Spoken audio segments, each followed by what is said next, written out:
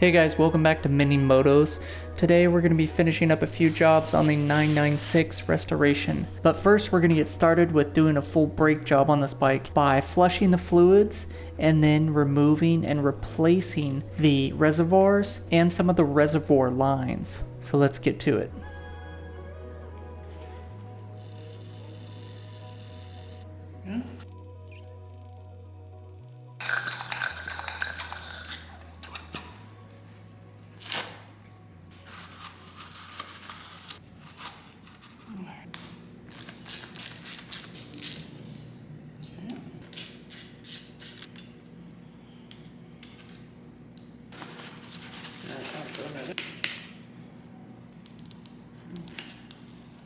These plastic elbows I assume needed replacing because they looked a little grody and they were so difficult to get off.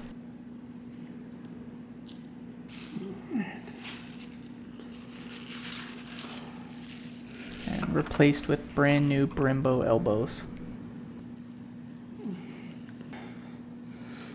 A little bit finicky to get in there, but they went in. Alright.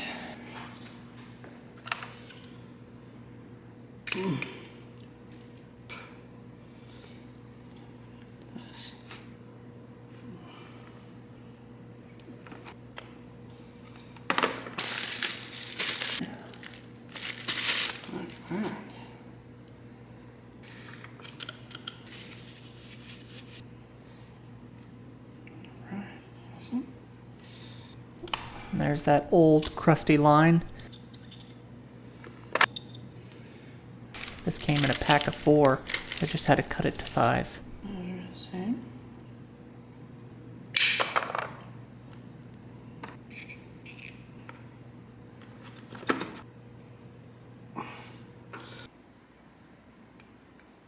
Okay. Let's go.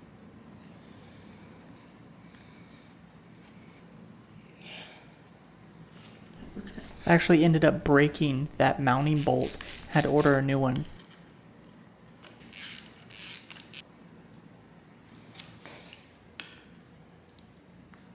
You can see here that black bolt. It's actually supposed to be raw aluminum, but I had already snapped that one.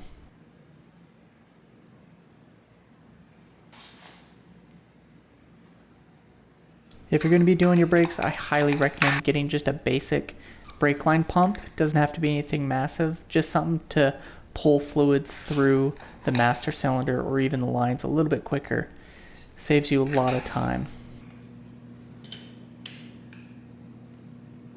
Yeah, it felt like these bleed nipples have never been opened, so I had to give them a little persuasion.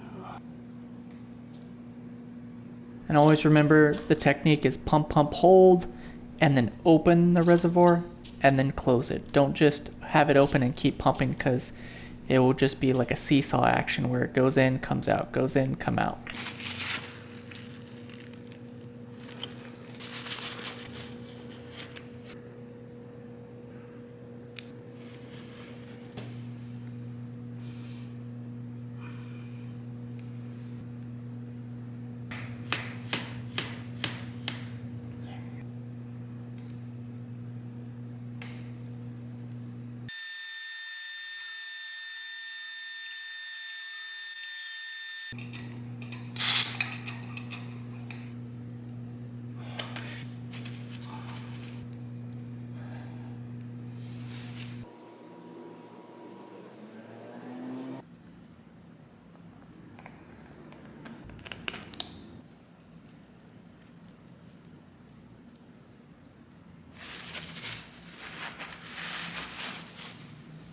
And here was the clutch reservoir. It was super yellowed out. And this was actually the second time that I'd flushed it, but it had already turned dark. I'd flushed it to get the bike rolling around. You can see all the gunk that is still built up in there.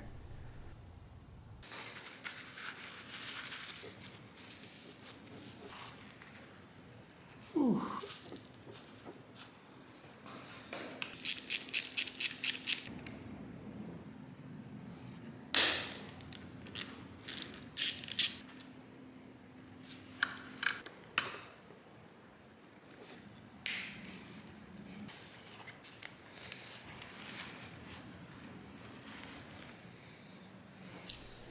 And again, removing those elbows because I thought they would be a little bit corroded due to the really old brake fluid, but I don't think I truly needed it. But you can see this one was a real big pain in the ass. Oh my god. Holy shit. But I finally got it out.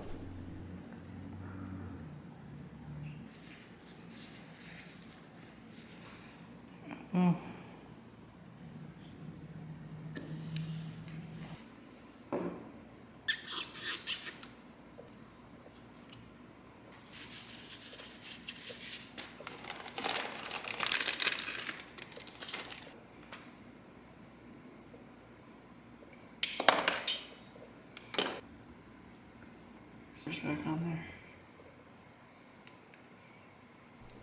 There's a brand new reservoir. It's a night and day difference. You can see one's completely opaque and yellowed out, and this one's pretty dang clear.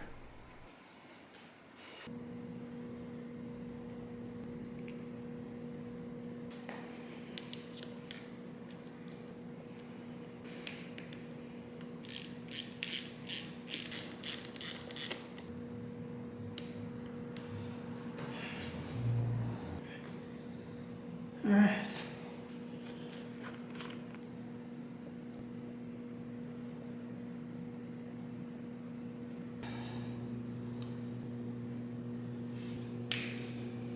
Flushing this clutch slave took quite a while because it seemed like every 2 or 3 purges of the fluid I had to refill it because it's such a small reservoir. And you can see all the gunk coming out of that thing.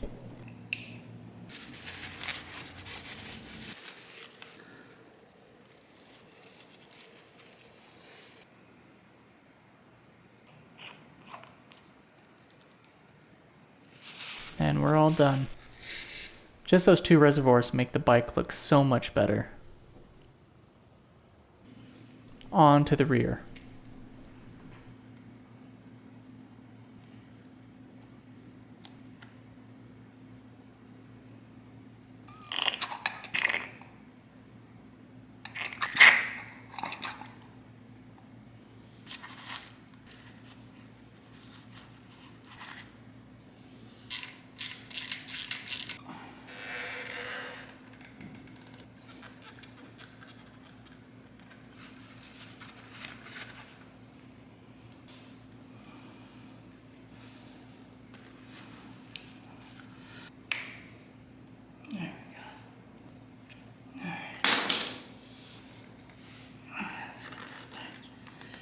And just as a side note here, this is my first time dealing with an upside down mounted brake caliper. So in this video you'll see me bleeding it, trying to bleed it here, but later on when I actually finished up the bike, I actually bled it with the brake caliper on the top side of the rotor, so I really did get all the air bubbles out. But as you can see here, there is stuff stuck in that caliper and in the lines. I could feel physical particles coming out. But it eventually cleared up a bit. Blocked up with something.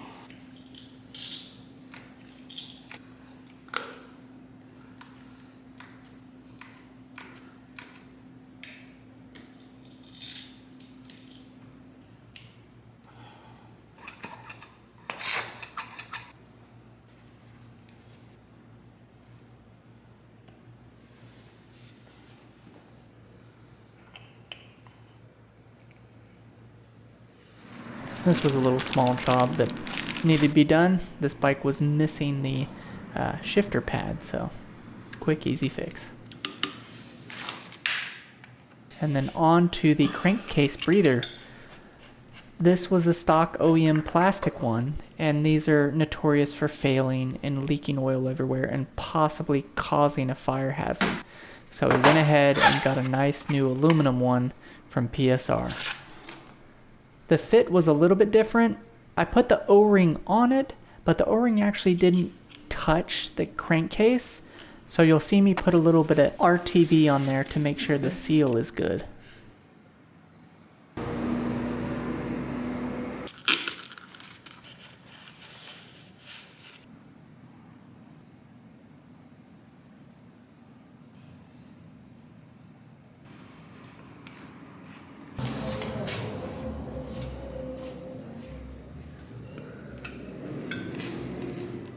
So this was another small job. The owner lost the breather pipe for this, which attaches to the airbox. So we went ahead and ordered a new OEM one and just gave it a quick cleanup, and it looks brand new.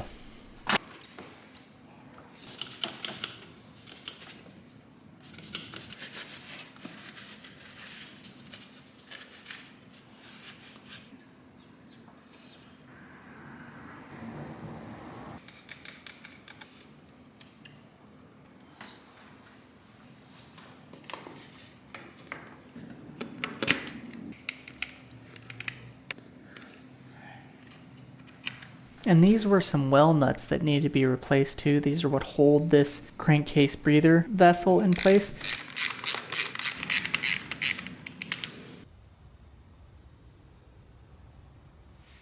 And I had also ordered a brand new throttle cable, thinking this one was old and kinked. But once I looked at it, it was actually in good condition, but since I had the cable, I went ahead and replaced it anyways.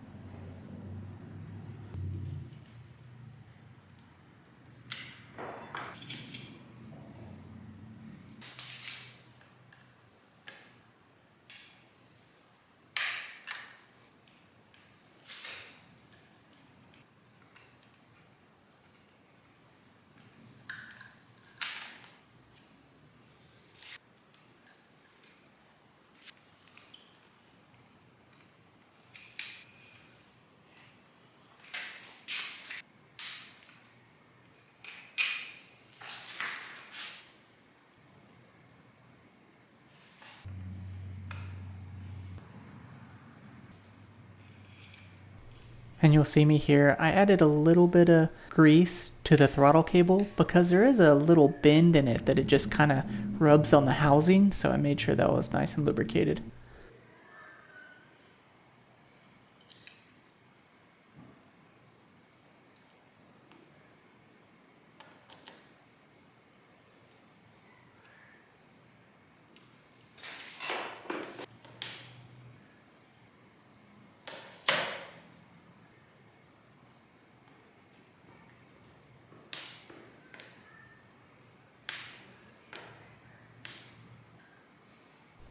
And even if this thing didn't need the throttle cable, I could tell a bit of a difference from that brand new cable.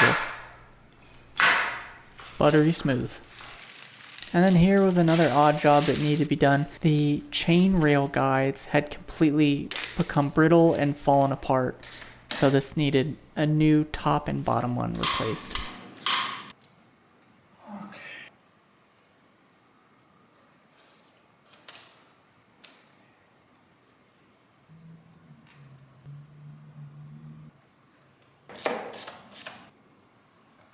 And a lot of you may know that I use Loctite on a lot of things just because I've broken so many bolts from correct torque specs, but the bolt had just been stressed. So instead of snapping bolt after bolt, trying to reach a specified torque spec, especially with body screws or small mounting screws, it's just not worth it. So I use a medium grade thread locker with just hand tight torque. And underneath this swing arm, it was nasty. I had to give it a good thorough cleaning before I can even mount the chain guide underneath.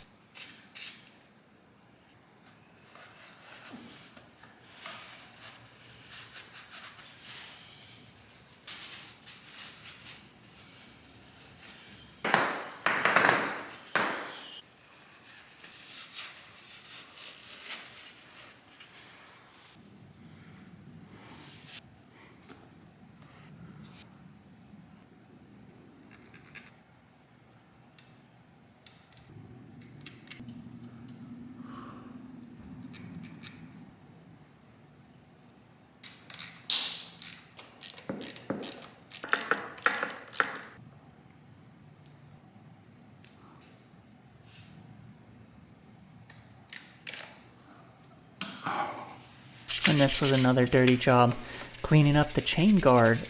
it was just completely coated in old wax and grime. So I made sure we got back down to bare plastic with this thing. It was very satisfying. I used a combination of heavy degreasers and some WD-40 and then even some liquid wrench to get all that grease off, but it looked great going on after the job was done. And then I hit it with just a little bit of trim restore just to bring back that deep black.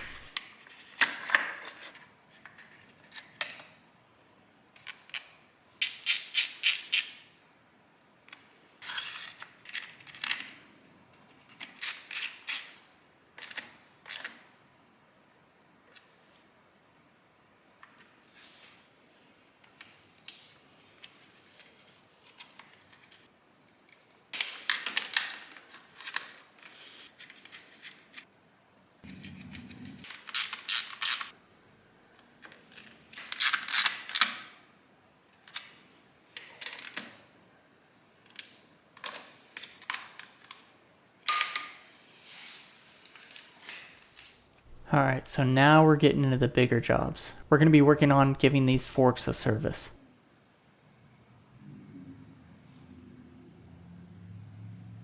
I feel a little bit embarrassed, but I didn't have the correct socket for this axle nut, and I had to use this goofy, gigantic crescent wrench, so don't judge.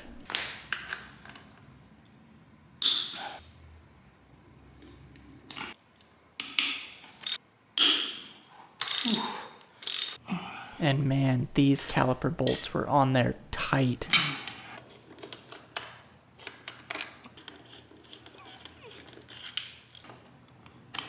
And the brake calipers look like they'd never been cleaned before.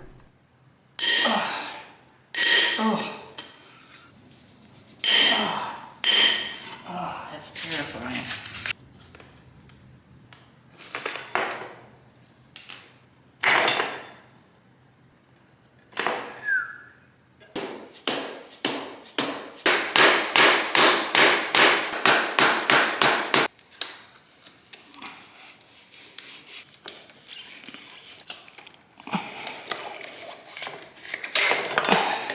Make sure that I loosen the caps of the forks before I took the forks out of the triple trees, because if not, they would have been almost nearly impossible to loosen.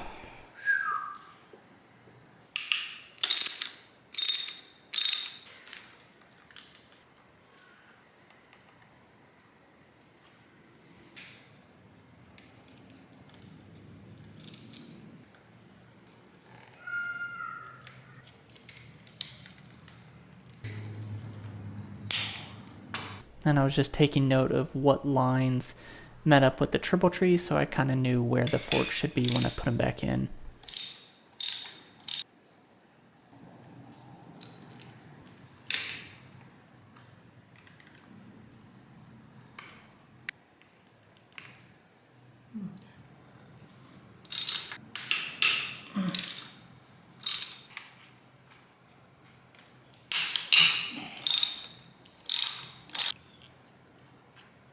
I always recommend using a flat blade screwdriver to get forks out of the triple trees. Even if the triple trees are loose enough, always put a flat blade in there just to open it up just a little bit more so you don't end up creating any grooves or scarring on the actual fork tube itself.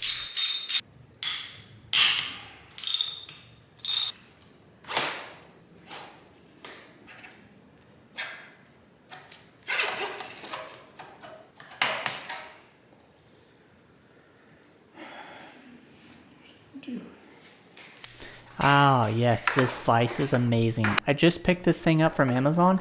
It's actually a gun vise meant for working on different AR platforms or whatever gun you have, but it is super perfect for working with forks because you can put it at different angles.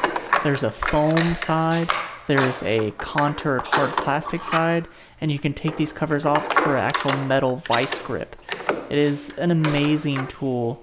I think I'm going to do a complete video just on this vise of how cool it is. But you can see here it's mounted right now in the foam grip, so I can mess with it and take off the cap.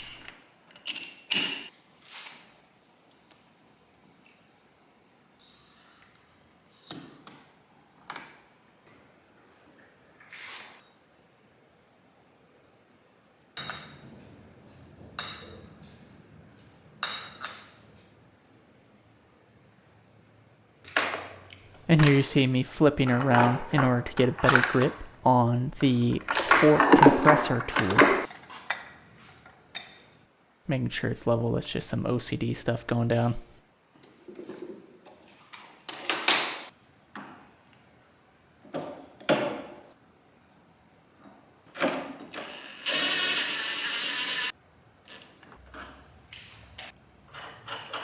And what this does is allows me to compress the actual fork spring so I can get to the retention nuts that hold on the fork cap. You'll see that little retention nut there. So, and then the top valve or cap comes right out with its valve assembly.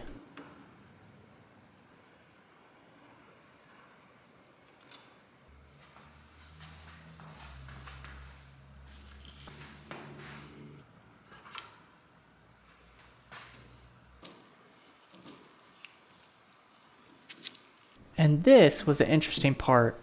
It had a plastic spacer that was broken in it.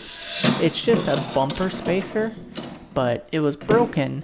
So I tried to reach out to Ducati. They didn't sell either that whole tube assembly or the black plastic spacer thing. So they said, oh, your best course of action is just to order a whole new fork. I thought that was kind of dumb. So I reached out to one of my buddies, Eric, who's really good with 3D printing, and he was able to 3D print me some of those plastic bumpers in order to put on these forks. I'll leave his 3D printing shop in the description below, so if you guys are looking to replace those bumpers, you can order some from him because he has the file to reprint them.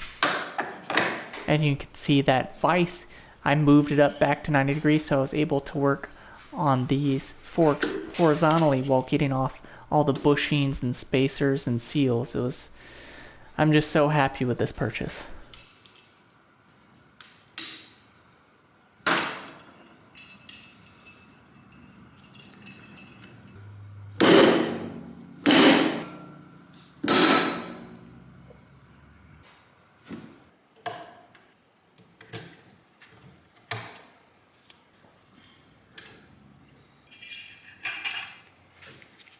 Sure.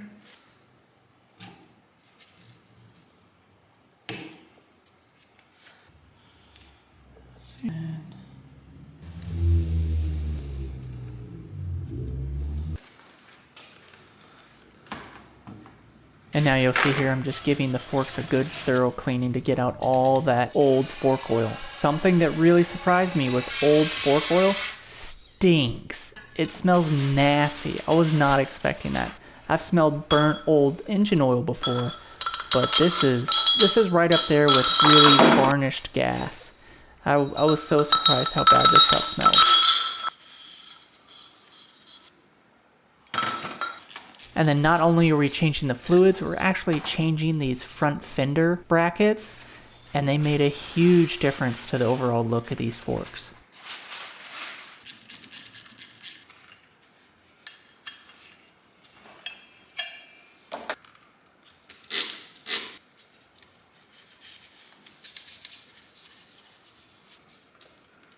And again, even though this bike has been washed, my OCD took over and I had to give this thing a thorough cleaning with the toothbrush, inside and out.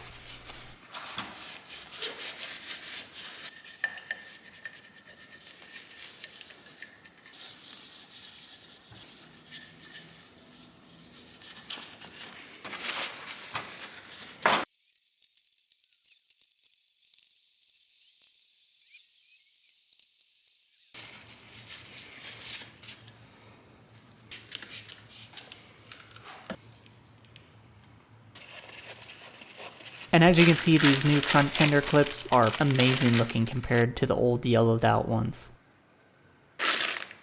One thing I wish I had done was order new stickers for these forks. That would have really completed the look, because those Showa stickers were all beaten up and peeling, so it would have been nice to have a new Showa sticker on there, but we'll save that for the next one. Nice bit of grease.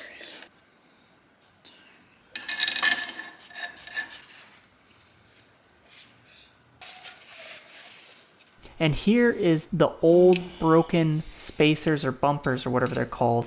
It has a little notch in it, and this one just broke clean on the back.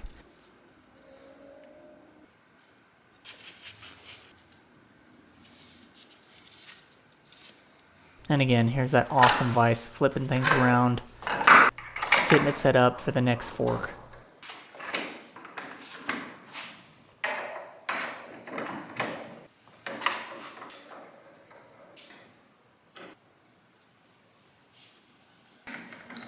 And I actually figured out something different. Instead of just taking it out of the vise, I said, might as well just tip it.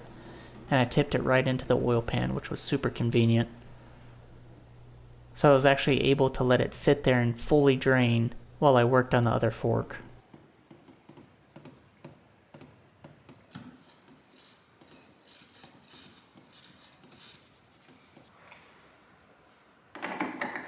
And one thing I didn't show on the other fork is always remember to check your settings before you start taking things apart.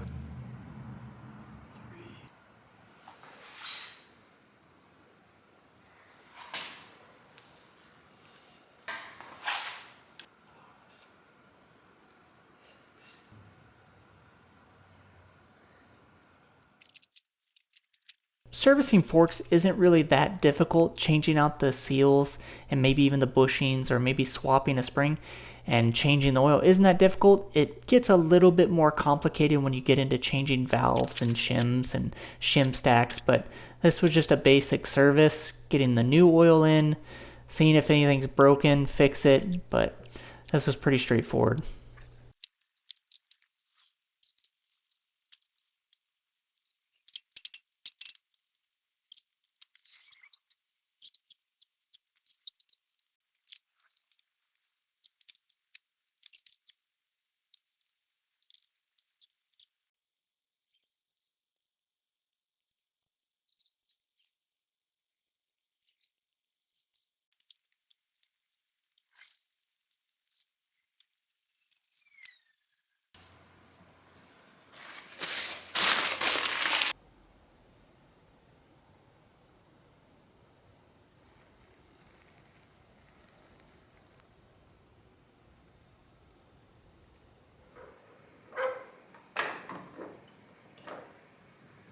And these are the new oil seals and dust seals that are going to be going on. And this is just a corner of a 1 gallon plastic bag. You can use the little fork condoms that go over top, which is just kind of a flexible colored rubber cap, but plastic bag does the same thing. Just put a little bit of grease on it. There's the dust seal, the retaining clip, the oil seal. Have to make sure that thing goes the right way. Make sure it's greased up a little bit.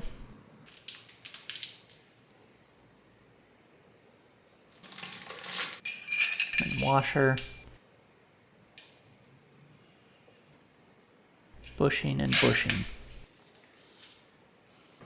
And then one specialty tool that you will need if you're doing forks. You don't necessarily need my nice fancy fork compressor set, but you do need a seal driver that is the correct size. And for these forks, it was a 43 millimeter. And what that is to push those bushings past each other and get that seal to seat properly.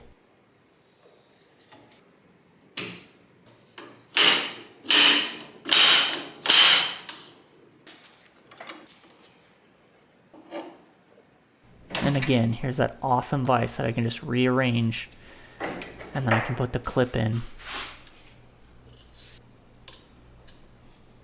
There's the dust seal.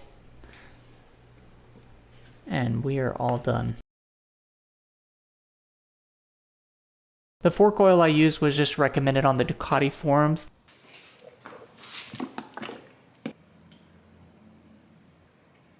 $50 for right now.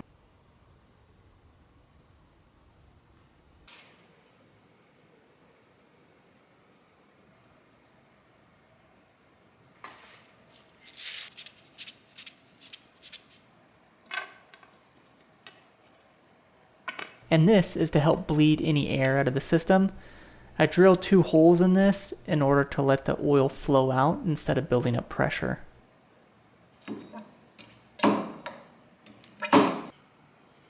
And this is the fork oil gauge. It's just a little tube with a gauge on it to measure the height of the oil, and then a little suction cup.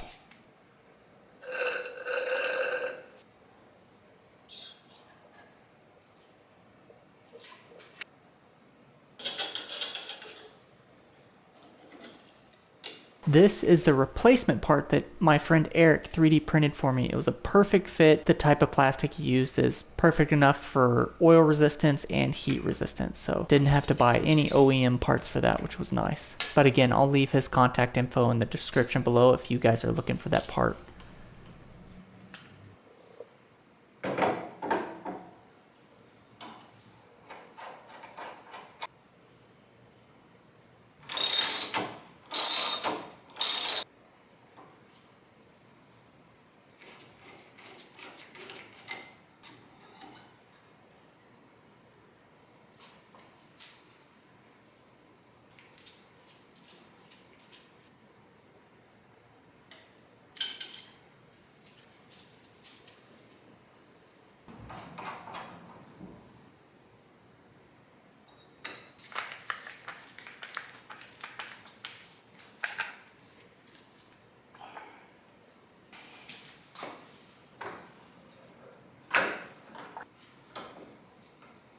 And again, setting the fork suspension back to how it was.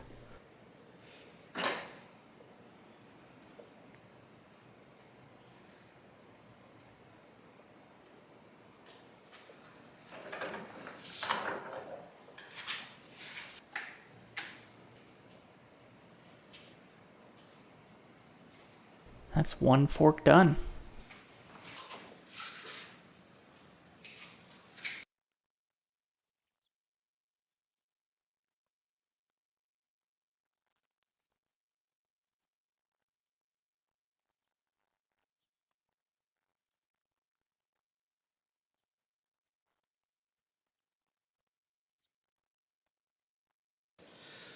And both are done. And this was a small job that I figured I'd go ahead and knock out. The lights are famous for getting cloudy. The glass actually wasn't that dirty, but I wanted to go ahead and clean them. And I'm glad I did because the actual halogen glass was super fogged up, and you can see it here when I go to clean it.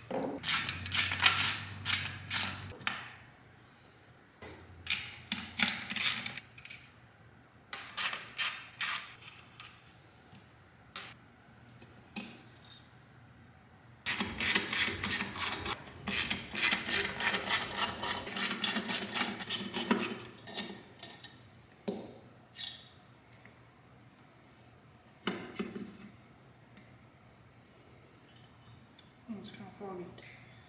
Just a little bit.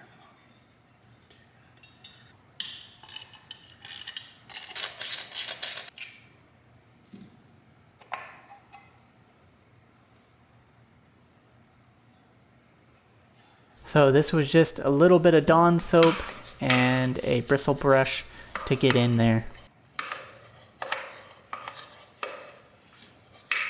And I used the back of a long screwdriver and some paper towels to make sure I got everything. But then again, I have small hands. I was able to fit my fingers in there to get in the very corners of these headlights.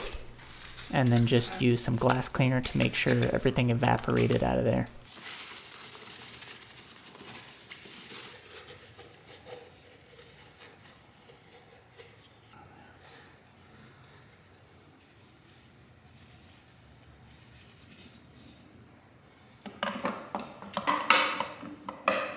This side was a little bit more difficult because I couldn't get my hand in there, so I had to really rely on the screwdriver technique. But they turned out great. And the housings were a little bit dirty, so I went ahead and cleaned them up as well.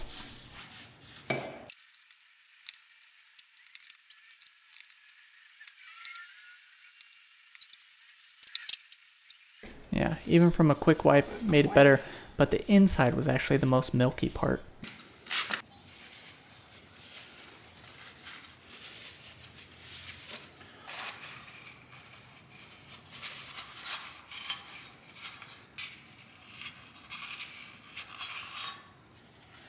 Now they're crystal clear. Those are going to be way brighter.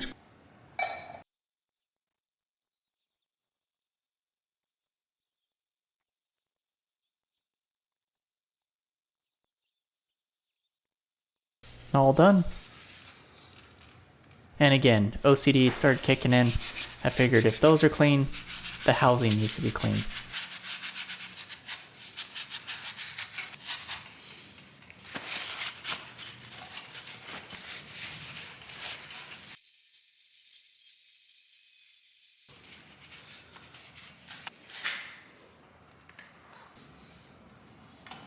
It was surprising how these mounted in there.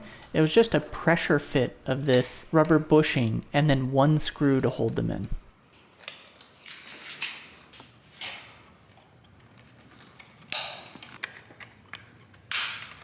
This is not only a mounting screw, but also the angle screw. So if you tighten it, the lights start to angle down. If you loosen it, the light starts to angle up.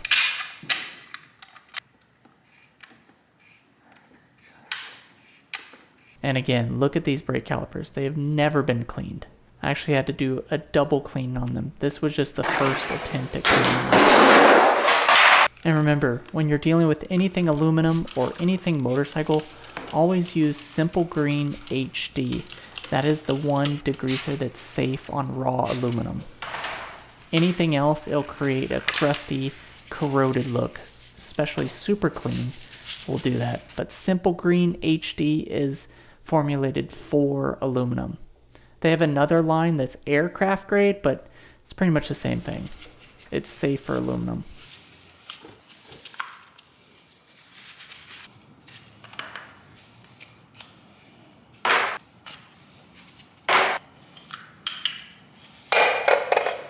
Washed off the brake pads. They looked alright, just a little bit dirty.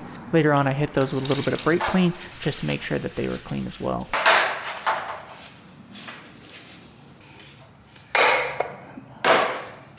Try not to squeeze. And again, this was just the initial cleaning.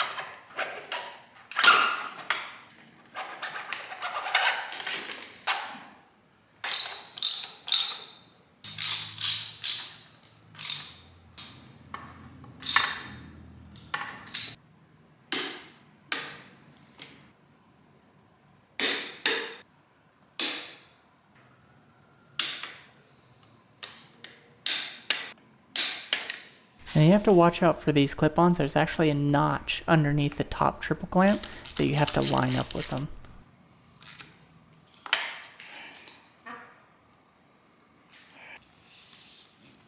That golden pin goes into a special spot underneath. And just like I did in the beginning, I loosened the forks when they're already on the bike, and now I'm torquing the forks when they're on the bike. And here's getting that front wheel back on, making sure everything's greased up. Doesn't take much, just a tiny bit. Protect it from any sort of corrosion and gives it just that little bit of lubrication.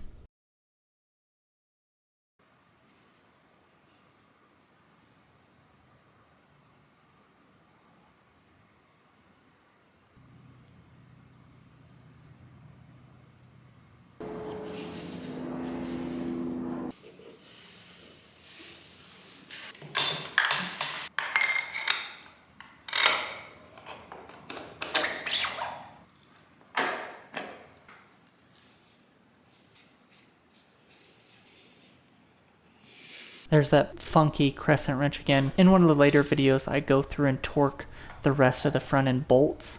just because I want to shake down the front end to make sure everything's settled. Right now it's still on the center stand, and I want to get it off the center stand, bounce it around a couple times before I tighten everything up. Here's the battery tray going in. Pretty easy, just a couple bolts.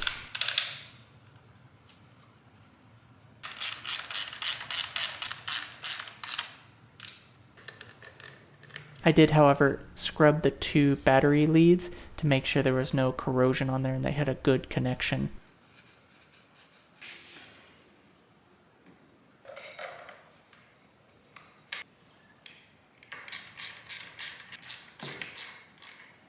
And here, like I said, here's the second dose of cleaning for those calipers.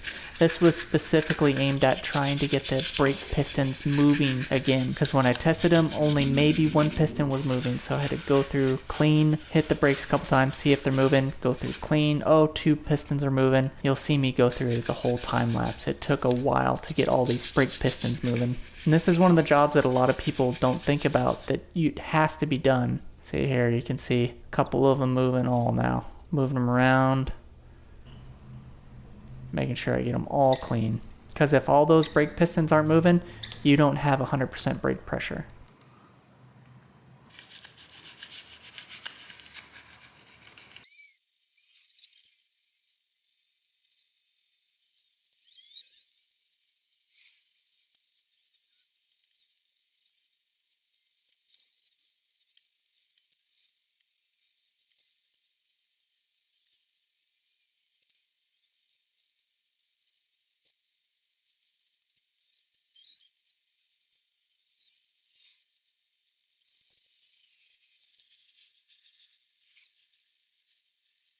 See, now they're all flowing. See, I can't even keep my thumbs out of the way. Anytime I push on one, others come out. So they're moving just fine now. And again, OCD kicked in. I thought this thing needed another scrub down.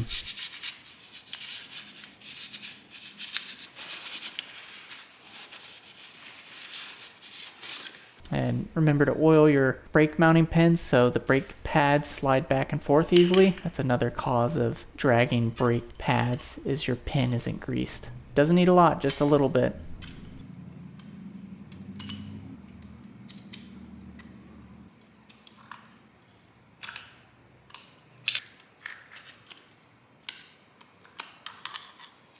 And then this one had retaining clips, and they were kind of a pain in the ass to get in, but they went in there.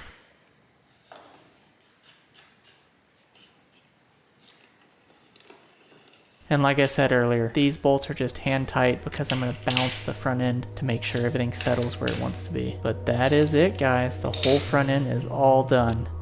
All the products I used today will be linked in the description below. If you go ahead and use those affiliate links, they really help out the channel. If you like this video and want to support the channel, go ahead and like, subscribe, leave a comment. If you want to help support me with the parts bill, go to buymeacoffee.com/Mendingmotos.